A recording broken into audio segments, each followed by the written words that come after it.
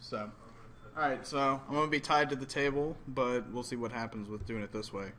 So, this week, what I'm planning on doing, I'm working to follow our department syllabus or department guidelines. We're going to have learning outcomes.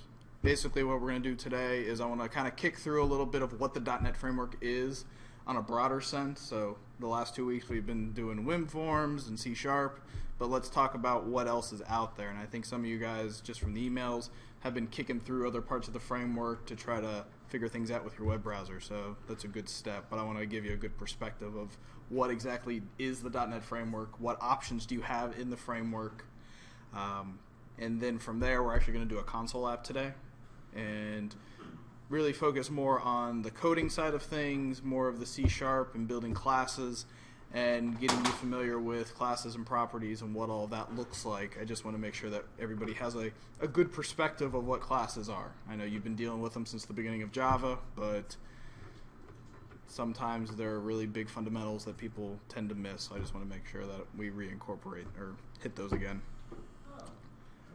And then we'll do a little bit with arrays as well, just kind of as a primer, and different collection types within the framework. And then we'll have kind of the homework, and then the in-class activity will kind of bleed over into the homework. So whatever you work on today will bleed over into what you need to do tonight. From what I can tell, most of the machines here, I think they finally fixed them, so you should be able to get into Visual Studio, but I'm sure most of you probably gave up and brought your own laptops, so that's okay too. Alright, so to start off, and I posted these on Blackboard, these are PDFs. What I wanted to kind of give you a perspective of is what is the .NET framework and what is available to you. So this PDF is of .NET 3.5, but it was one of the most comprehensive PDFs that I could find of the framework. So if I zoom in here, what you'll see is you have a lot of different areas of the framework. You have Windows Presentation Foundation, which, if we zoom in again, covers the system.windows space, system.windows.controls, system windows control primitives, system windows data. And if we keep scrolling over, we'll start to see things like system.windows.forms.integration, Windows markup, shapes, threading, and XPS. So these are all part of the new WPF segment of the framework. The area that we've been working in most heavily is this WinForms area. And that basically includes the system.windows.forms namespace. So that's where we find all of our controls and all of the elements that we touch as we've been doing these last few weeks. If we zoom out again, you'll notice that there's also a section of ASP.NET, and I'm not sure how many of you have taken any web programming classes, but that's where a majority of the core fundamentals of that web side of the .NET framework lives, is under that ASP.NET space, and the namespace for that is system.web. There's the communications and workflow space. That allows for communications with web services, with sending mail, with doing raw TCP/IP or socket communication. So if you're wanting to build a chat client, you're wanting to communicate with a web service, you're wanting to scrape a website, wanting to send a piece of mail, all of those functions live underneath these namespaces of system.messaging, system.net, system.service-model. Next one over is the data space, data, XML, and link. So system.data contains all of your raw data components. Generally those are used for things like database connections. You can also use them for other intermediary concepts. So if you're collecting a whole bunch of data and you want to store it in basically what's equivalent to a database table without having a database, there's objects that allow you to do that. You can build what are called data sets, where you can create virtual databases and you can link data together and do it that way. So that's kind of a cool bonus when you don't actually have a database, and you can serialize all that down to XML. So if you have an XML document, you can suck it into a data table or a data set, and then you can treat it like a database and so forth. So it kind of gives you some flexibility. The link is and I forget what LINQ stands for, but basically it's Microsoft's version of a query language. It allows you to write and run queries against databases, XML, collections of objects even, so you can take an array of objects and basically run what their version of a SQL statement is, so you can do queries and selections and build new objects using LINQ. So it's kind of a nice little add-on that came in version 3.5. There's obviously just the system namespace itself, which has a whole bunch of different components. System.collections, which has different series of collections. You've got your array lists, your hash tables, your hash sets, string collections that are specific types, and then if you go one level deeper, which we'll talk about today, is system.collections.generics. So can anybody from your Java class remind me of what a generic is? Okay. Does anybody know what a generic is? All right, cool. So basically what a generic is it is you can think of it, it's a class, but think of it as a wrapper that takes in a different type. That sounds real concrete. So think of it this way. You've got an array list that takes in objects. So you can add objects to this array list, and it's a linked list. It's a dynamic array that extends and grows as you add items to it. Well, when you go in to actually grab the item out of that array list, it's returned to you as an object. It has no specific type. So it's just a generic object. So you have to go through and do a bunch of, is or as statements and doing casts and things like that, where there's a generic called a list. And you can say this list contains of type string. So the only thing you can put into that list are strings. The only thing that it'll give you back are strings. So you're basically strongly typing that list using the generic. So we'll talk about it more, but the idea is that you're able to strongly type certain values and parameters that come in and out of other objects. So then the last piece, actually that may be our last piece. So yeah, that's essentially 3.5.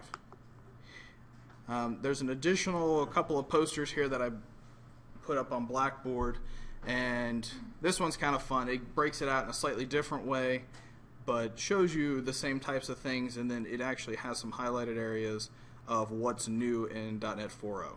So they're out on Blackboard. I'm not going to go through them all, but they're there for you to look at if you're interested. The last thing I did want to mention is MSDN itself. I think I mentioned it briefly in the first class, but I posted this link, and this basically takes you out to all the class libraries within the framework listed by namespace. So this is a nice thing if, as you're working through a project, you're saying, I'm looking for an object that does X or does Y, or I'm dealing with this type of data, or I'm dealing with this type of value, and I'm trying to find a utility class that will help me do that. This is a good page either to go digging around to find it, or obviously there's a search box so you can search and see if you can find that class that you're looking for, or a code sample. So those are just kind of some references for you. Okay, so for class today, what I'm going to have us do is we're going to start a new project. And instead of doing a Windows Form app, we're going to use a console application.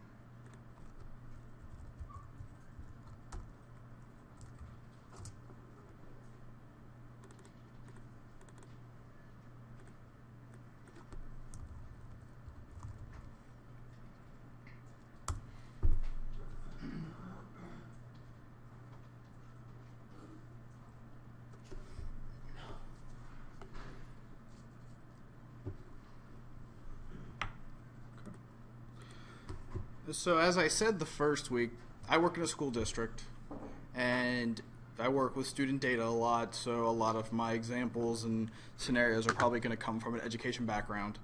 I was trying to come up with kind of a story for this week, a scenario that we can think about, work together on, and build for this class, for this particular application. So what I came up with was to create an application that allows the registrar of a school to input a new student into a system. The student information that we need to collect is name, address, city, state, zip code, home phone, and email. And then we'll also want to capture what school the student is being enrolled in. So pretty simple. We need name, address, city, state, zip, phone, email, and the school. What I'd like for us to do is go through this and talk about what are the approaches, what are approaches you've probably used in the past, and then approaches doing this using classes in particular. So to start off with, a console app is pretty straightforward. I'm going to go into my main void, and I'm going to put console.read. We'll go ahead and run it and debug it. Comes up with a blank console. It's waiting to read in a value. Console.read. You hit enter, it exits out. So whatever's within the void main is what executes. Anything outside of that is either a function call or it's going to be ignored completely. So everything that happens within the console application happens within the scope of that void main. So with this particular assignment, traditionally what would we need to do? We would want to capture first name, capture last name, capture address, city, state, zip code,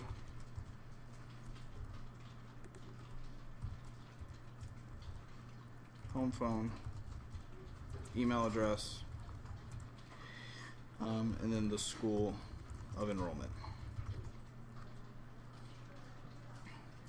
And then ideally, once we capture all of that, we can just output it to the screen to confirm. And then we would exit. So pretty straightforward in terms of what the objective is with the application.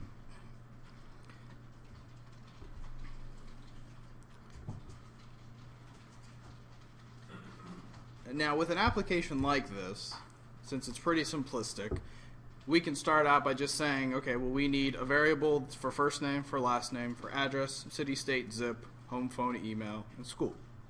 Simple enough.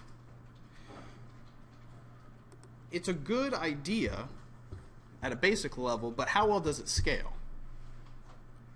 That's one thing you always want to take into consideration as you're writing an application is the approach I'm taking going to scale well? Because more likely than not, when the end user comes to you and says, hey, I need you to write me a program, they're not going to take into account the fact that that approach is going to change, that they probably told you the wrong thing to write in the first place, and that you're going to end up probably having to change it to actually meet what they wanted it to be, even though they couldn't express that to you. So if we came in here, and you don't have to code this piece, I'm just going to put it up here. So if we said give me a string for first name, last name, address, city, state, zip, home phone, email. So I've created my private variables, my local variables for those values. And if you want to start typing here, you're welcome to do that, because we're going to use some of this code over again. So console.writeLine.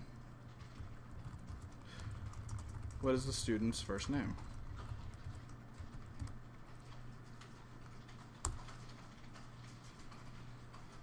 So what we're doing is we're prompting the user to input the first name. So from here, what we'd probably say is first name equals console.read. And what we actually want to do is read line, because read line will return a string.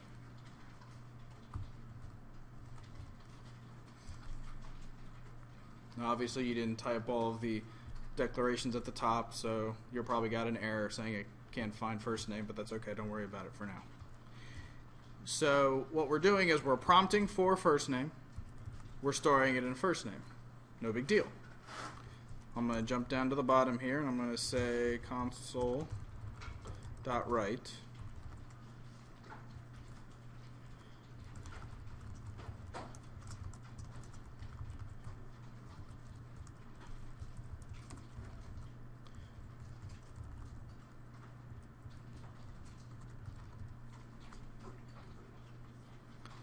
So I'm outputting first name colon whatever the first name was that was typed in. And then under exit, I just put console.read key, so I get a pause before I have to exit the app, so I can basically see what's happening before it leaves.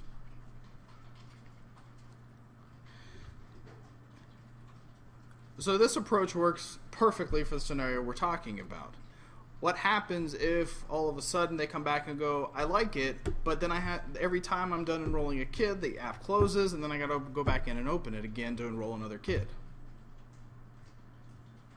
Can it just prompt me for, do I want to put another kid in, yes or no, and then it recaptures that information over and over again? Or maybe I had a typo and I need to go back and fix the value that I put in for one of those prompts. Maybe I typed the address wrong and I didn't notice it until I read it out back to me on the screen. So to do that, it's more effective to kind of have this object, a class, that acts as your container for all of these properties. So you can basically create a new instance of the student object every time you have another student to enroll. And that student brings with it all of these properties of first name, last name, address, city, state, zip, home phone, email address, and school. One better is we can create a second object that is a school object. And that school object can have information that describes the name of the school, the address of the school, city, state, zip, just the same, phone, principal. Maybe it has contact information associated to it so that after the student is enrolled, it'll generate an email and send an email off to that parent, giving them that school building information. And all of that could come from a database, it could come from a web service, it could come from a number of different places. It's not all just keyed in on our little console application. So those are things to kind of consider as you build an application is, where is my data actually going to be coming from? Is it all going to be keyed in by the user? Is it going to come from a system that I haven't been told about? Is it going to come from a system that hasn't been created yet? Is it going to come from a system that I'm expected to read from a flat file and bring in nightly and store myself somewhere? These are all things that as you get into the segment of application design and building stuff, you're going to run into these situations. So my advice to you is build it in a way that makes it easy for you to make changes over time. If you don't, then you're going to be making a lot of code changes. Some people call that job security. I call it a pain in the butt. So there you go. So if we run this app, I've heard the keyboards die down, so I'm thinking everybody's caught up. So if we go ahead and run this, console comes up and it says, what's the student's first name? Type in my first name Kevin. It worked. Enter. So we were able to capture those values. If we want to go about making this a little more scalable, what we would need to do is add a class to our project, to our solution. So to do that, you'll pull up your Solution Explorer, located on the right-hand side. You'll right-click on your project. In this case, mine's called Week 3 App. You'll do an add, and you'll add a class. So from here, it says name is class1.cs. I'm going to call it student. Since my type up above is selected as class, it's just going to make it a class called student, so it would be student.cs for the file, and hit add. So what Visual Studio does for me is it says, okay, I know you were making a class, I know I have a template for what a class needs to look like, so I'm going to take the name you gave, student, and build you a class template. So a few things to consider with this as you go through. One, it takes the name of the project and calls it, it makes the namespace match that name of the project. So in this case, our namespace is Week 3 App. Our class is called student. It doesn't have a scope declaration on the left-hand side, so it just says class student. So what you'll have to keep in mind is that this class is considered private to this project. If we have any other DLLs, or if we have another app that uses this, this class, student, will not be accessible, viewable by any other project within our application. So generally what you'll want to do If you feel that this is something that you're going to want to pass around and use in other places, we would want to make it public. And then other projects and products can then utilize this class.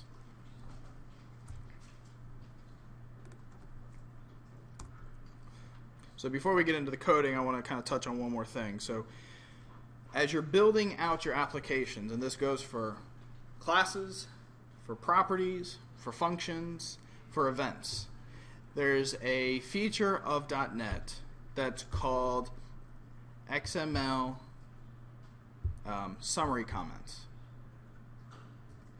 You do that by going to the top of whatever the declaration is, in this case our class, and you type in 3 forward slashes.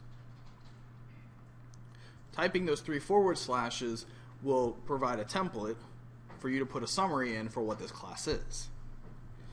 So we can say this represents a student in the student information system.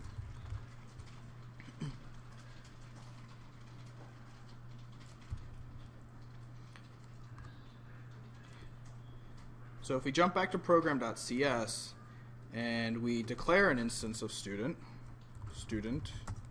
my student,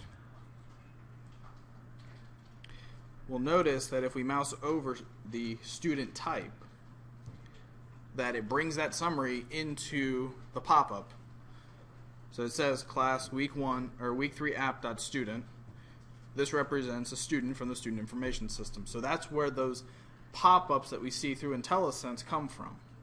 It's part of that XML comment and summary that the framework in Visual Studio goes through and it finds that and it presents it to us via the IntelliSense.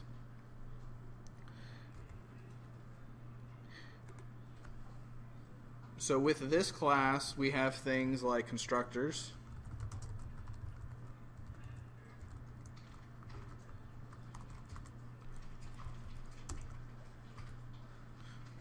so that's a empty constructor. That basically allows us to, if we jump back here, we can say student, my student equals new student. Simple enough. You can also create constructors that take in values.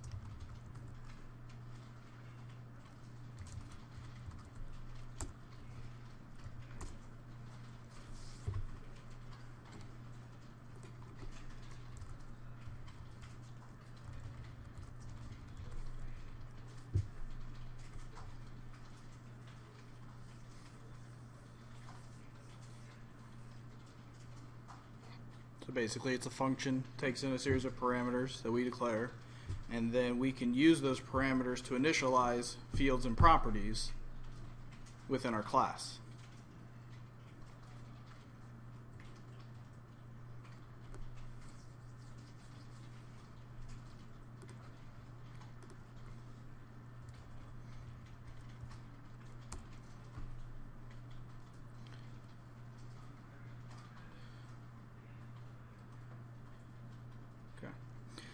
So what we can do with this is we have our class, we have a couple of constructors. It doesn't do a whole lot for us though because we have no properties to get this data in and out. Now in Java, what you would normally see is, let's say we had a property for first name and first name. It would probably look like something like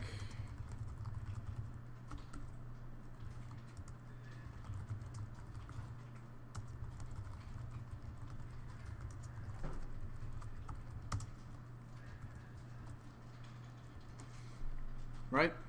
Gets and sets, rings some bells, okay. Microsoft said, that's great, but really all you've done is created a function that has get and set in front of it. Anybody think that when they were in Java and go, What's the big deal? It's a function that says getting set. Okay. I did, but that's me. Well, Microsoft decided with C# and VB.NET, and actually all the .NET languages, is that there's actually a system construct called a property. And that construct is different than a function. What that construct does is it looks more like a variable or a field, a local variable, than it does a function. So we would say public string first name, and then this property has a body to it. And inside of it, it has two kind of mini routines. It has a get routine and a set routine. Inside of the get routine, you're doing basically what this function call would do for you. It would go out and grab that private variable or field. Private variables within a class are generally referred to as fields. So it'll grab that field value and return it. So to do that, we would have to declare a field. So we'll say private string, and this is a notation that I saw a while ago. I don't know if it's that common anymore, but I still follow it. I put an underscore in front of the field name, and then I start it with a lowercase letter instead of an uppercase, so I'd call it first name. So I now have a private field underscore first name, and then in my get, I can say return first name.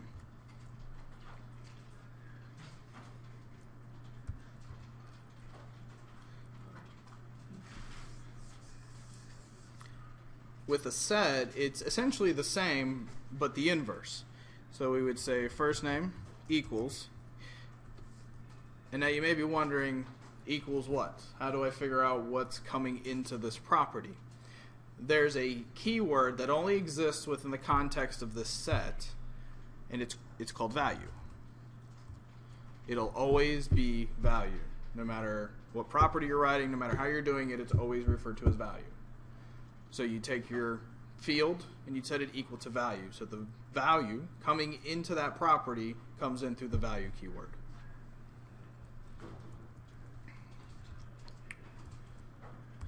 So we can do our 3 slashes, give us our summary, and say this is the first name of the student.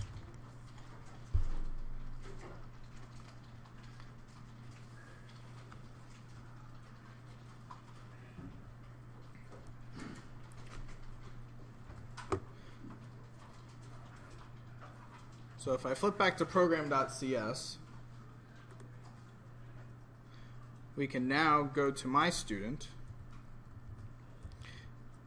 which we've declared, and we can come down to first name, which was that variable, that local variable that we created, and we can say my student dot first name equals console.readLine.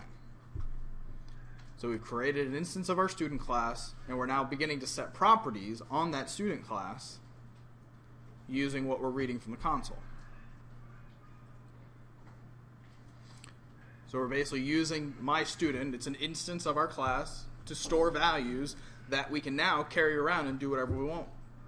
We can pass a student into a function, we can carry around an entire array of students if we want to, and treat it as one variable instead of 1, 2, 3, 4, 5, 6, 7, 8 variables that we constantly have to pass around from function call to function call.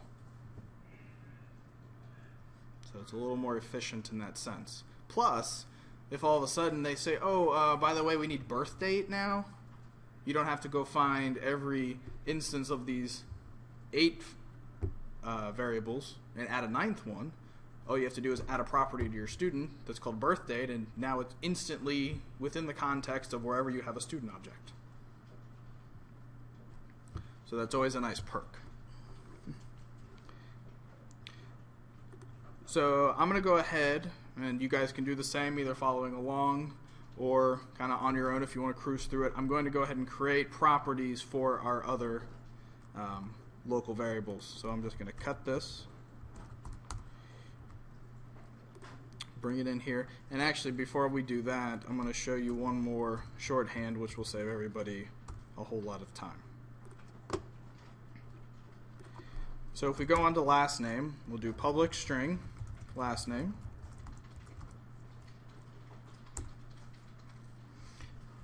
Actually, let's do it. I'm going to put them on the same line, and you'll see why in a second.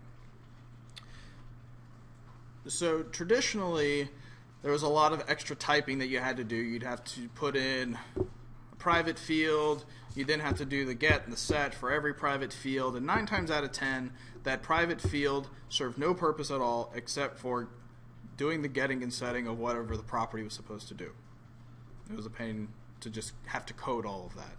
At one point, I actually wrote an Excel spreadsheet formula where I could type in the public name, the private name, and it would then spit out in the other cells the declaration for the get, the set, and my private field, so I didn't have to go through and do all the work. I got that lazy. Luckily, in 3.5, Microsoft decided that there's an easy shorthand for that, so you don't have to code it. So if we declare our property, last name, all we have to do is get, semicolon, space, set, semicolon.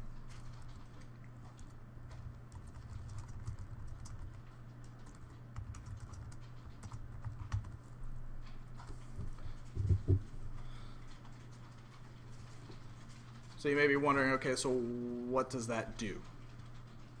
What happens is that the compiler looks at that statement and goes, oh, I need a field for this public property called last name. So the compiler will actually declare a variable. It makes no difference to you what it declares it as, and it will basically convert this body that you see in last name to a version of the body you see in first name.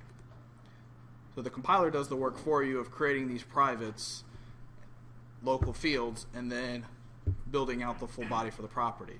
So it's a bit of a win-win for everybody. You basically have to type in get and set, and it will build your property for you. So as far as you're concerned, you're never going to access it via the field. You're always going to access it via the property, both internally and externally. So it works out. If you had some special logic, which we'll see as we get further down, I'll take a break and talk about it, you can still use the full body implementation to do some event check or some syntax checking, some validation if you need to do it, things like that. One other thing that you can do within Visual Studio, which is nice, is there's these things called snippets. If you type prop, you'll see that you get these little half sheets of paper as an icon. If you hit tab twice, it'll basically pre-declare for you the shorthand for a property. And it has 2 highlighted regions, the data type and the property name. So basically all you have to do is do string, address, enter, prop, string, tab, city, enter, prop, string, tab, state, enter, prop, string, tab, zip code, enter.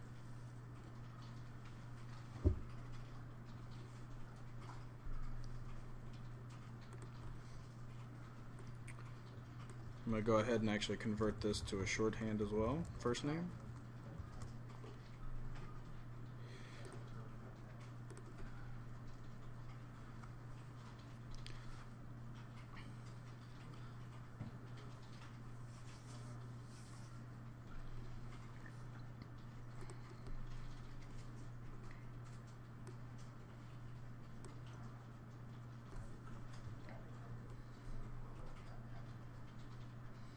So all these private variables that I had before, I'm just going to get rid of those unless anybody objects. So they're really not needed at this point because we're using the shorthand syntax for the property.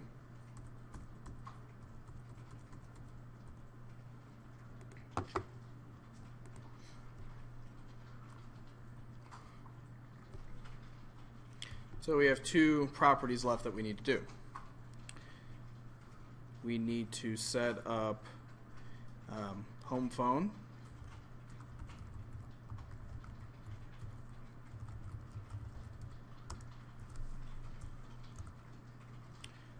And then we'll set up one for email address. Now, there's a few different ways we can go about doing email address. Originally, I declared it as a string. Still a perfectly valid way of doing it.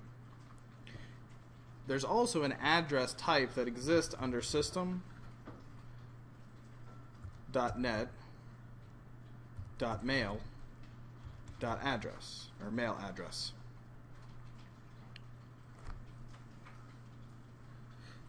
So this class actually represents a true email address. It has some additional features and functions, and basically is just a more well-rounded implementation of an email address than a string. So it's perfectly good to use, and it provides a slightly stronger type than just taking in a string, because theoretically somebody could just type in any value in for an email address and it not be a real email address. This, when you try to, you'll have to pass a mail address object into it, A, and B, from the program.cs side, we actually have to make sure that we have a valid email address, otherwise we're going to get an exception. So I'll hit enter there.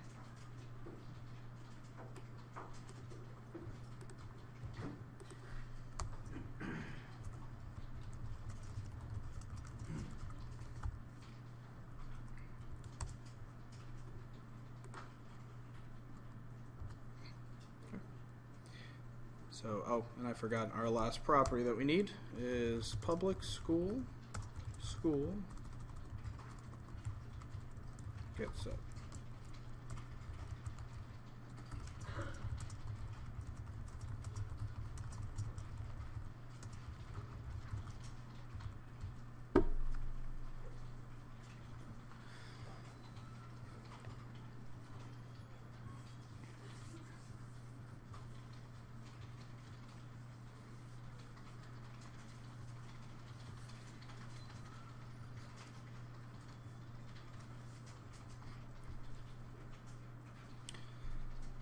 Now, I've declared, or I've referenced a class called school here and up above. Obviously, it doesn't exist. And it gives you an interesting error when you look at it. It says that week3app.student.school is a property, but it's used like a type. So in this position, Visual Studio, or C#, the compiler is expecting there to be a type called school, which doesn't exist. But there also is a property, so it's saying, why did you use this property as a type? What we want to do is we want to create a class called school. So we can go about it the way we did to create student. We right-click, we go add, we go class, and we create a class. Or, if you click on school, you'll notice just underneath it, it gives us that little box, that accelerator. If you click on it, it's smart enough to say, oh, this is in the position of a class. Would you like for Visual Studio to go ahead and generate a class called school, or another data type? So it's actually kind of there as a helper, and by clicking on generate class for school, it'll create a new CS file in your project called school. It opens it up in a tab behind the scenes. It took away our red underlined school and converted it into a class, and gave us a class stub. So we now have a class called school. It doesn't have anything, it doesn't do anything, but it did a lot of the grunt work and the extra clicking for us. If I blow this away for a moment, you don't have to, I'm just doing it for an example. It'll come back, and then we have a second option that says generate new type. This is a little like mini wizard that allows you to define what kind of type you want school to be.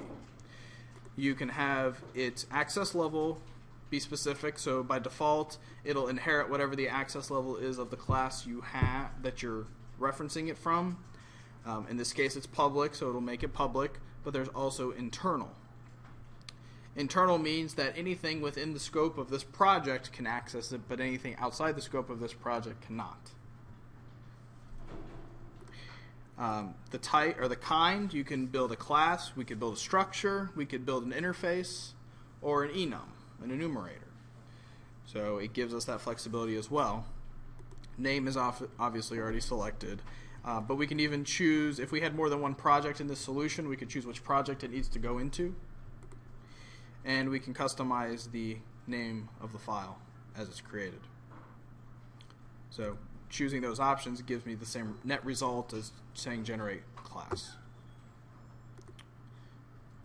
So real quick, under school, I'm going to go ahead and I'm going to make it public. I'm going to create a property for the name.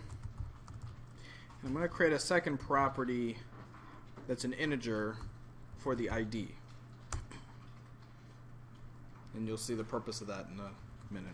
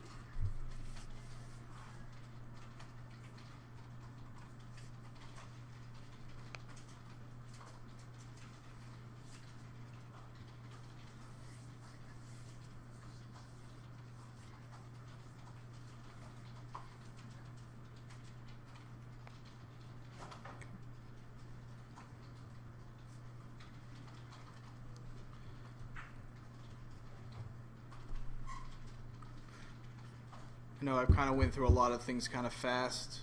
Is everything clear as mud so far? Questions? Like I said last time, if I get no questions, I assume everything is crystal clear. Or you'll ask me after class. That's what happened last week. So, which is fine. I don't mind. Alright, so is everybody good with the school class? The keyboard stopped clacking, so I'm assuming everybody's good. Okay. All right. So we have our student class, we have our school class. Save that and close out.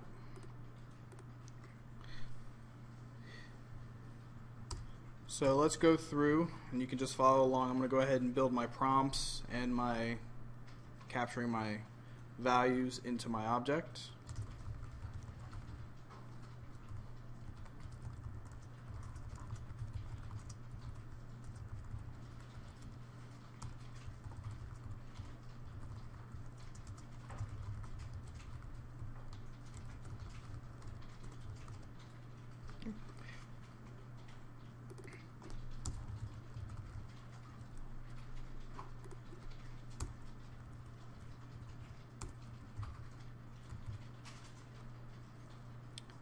There's a snippet for WriteLine, by the way. You can just do a CW tab.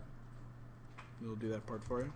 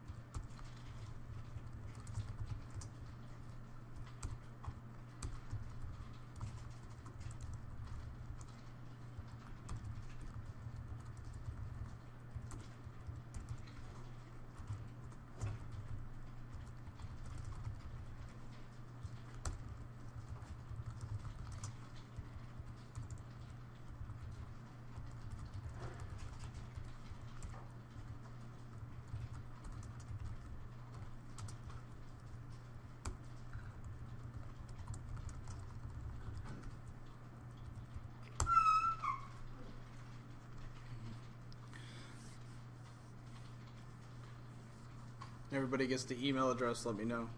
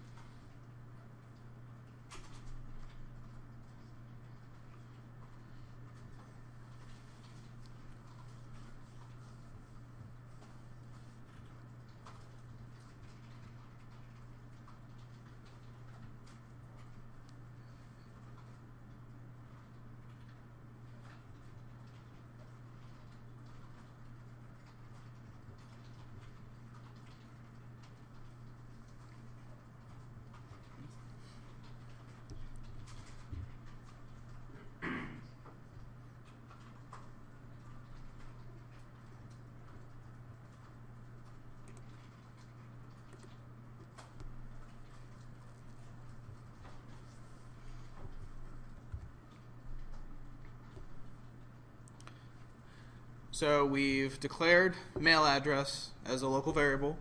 We're attempting to take the email input, convert it or set it to a mail address, and then we want to take that local variable email and set it to our email property in my student. The local variable email, the small one, or the lowercase one, is giving us a red line. It's saying that email does not exist in the current context. Anybody just shoot up a hand and say why? Because it's referenced within the try statement, right? It's declared within the try statement, but yes, that's right. So a general rule of thumb, and this applies to C#, Java, just about any language that has curly brackets. The curly brackets act as a context delimiter. So what does that really mean? If you declare something within curly brackets, it dies once your code leaves the curly brackets. So that's only when you do declarations. So if you set a value within curly brackets, obviously it persists. But if you declare a variable within curly brackets, the variable no longer exists after the code steps outside of those curly brackets. So I saw some more hands in the back that were trying to answer. Can somebody tell me how to fix it? I got a hand in the back. Okay. Okay. The whole thing or what part?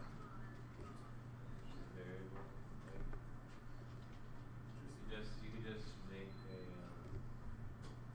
empty variable from Right. or Yes. The mumble was take the variable and move it outside of the try block.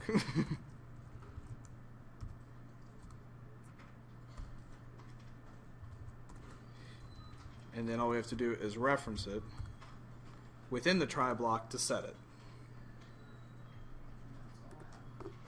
And now it's all happy. Now the other piece to this is if we run it and we put in a bad email address, it's going to say invalid email address, try again, and then it's just going to say whatever and go on and try to set it to a null value, and then we actually don't get anywhere. We don't have a loop capturing this to continually prompt them to try it again. So to do that, what we actually need to set up is a loop, and we'll declare a variable here that's a Boolean, bad email.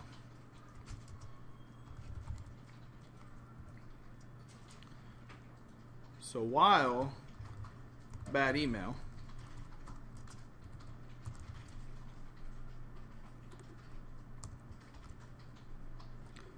loop through this set of code. So what'll happen is it'll obviously be true the first time as we declared it true. We'll get a prompt for email address. It'll read the email input from the console. It will attempt to store it inside of mail address. If it's successful, we would want to change bad email to false. If it fails, it'll fall into the catch of the try-catch statement.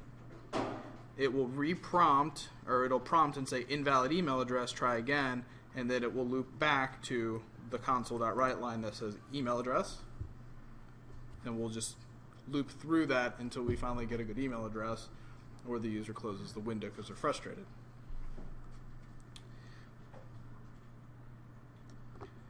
Now you'll notice again that email does not exist within the current context.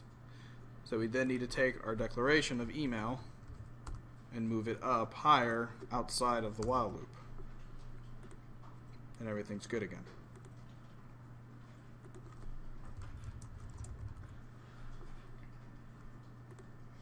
Okay.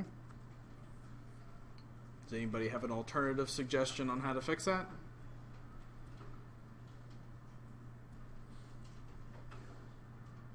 Looking for a little bit of creativity from somebody? No? Oh, yeah.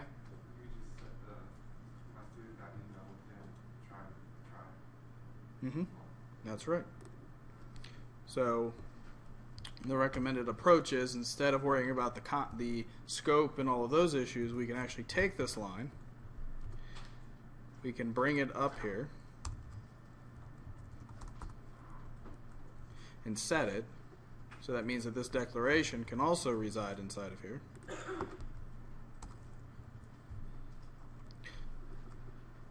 And then we're dealing with that Boolean.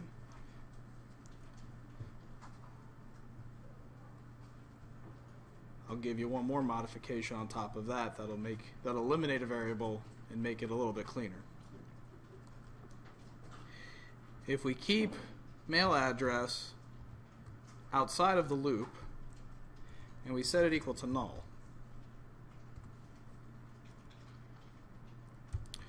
we get rid of the Boolean bad email, and we say while email is null, keep looping. Once we get a good email address, it will no longer be null, and we'll break out of the loop. And we've set our email value. Not a bad idea.